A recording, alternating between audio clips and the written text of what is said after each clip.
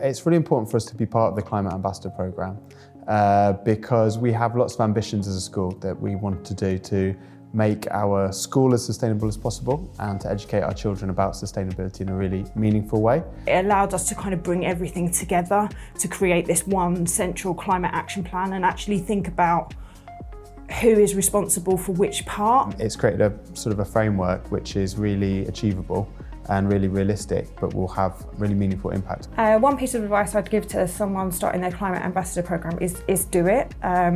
It has enabled us to really sharpen our focus on sustainability and climate action. The support we've received from the Climate Ambassadors programme has meant that we've been able to connect with wider organisations who've been able to make suggestions and think outside of the school community and the school environment. An example of that is linking us with council services that we wouldn't have been aware of and wider CICs and charity groups who are able to support us financially or with workshops.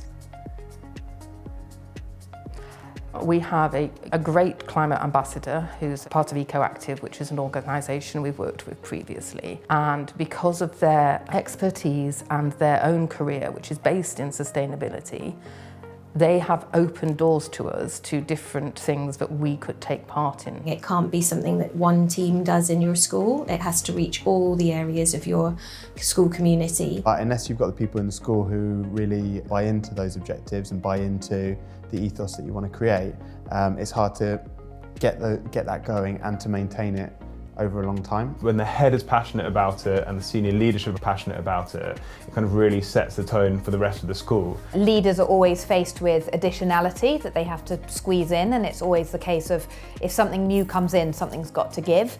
I think with sustainability, it doesn't have to give.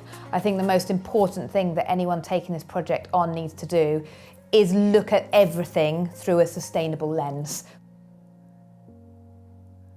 We know, history tells us, that big action starts in small places. It's by individuals and small groups of people making a difference. And I think it's really amazing and empowering for children to be able to see that they can impact the world around them. At Gainsborough Primary School, the children have been able to grow their own fruits and vegetables. They understand the circular economy of composting, and they've even had exposure to other forms of growing like hydroponics. That has supported curriculum learning in science, but also given them so much power and enabled them to make choices about food and about growing that hopefully will impact behaviour change as they get older. We get funding from Hackney to have two expert cyclists come in and teach our children how to cycle. And the absolute joy and the pride that you see on their faces and you hear from them when they come back is really special.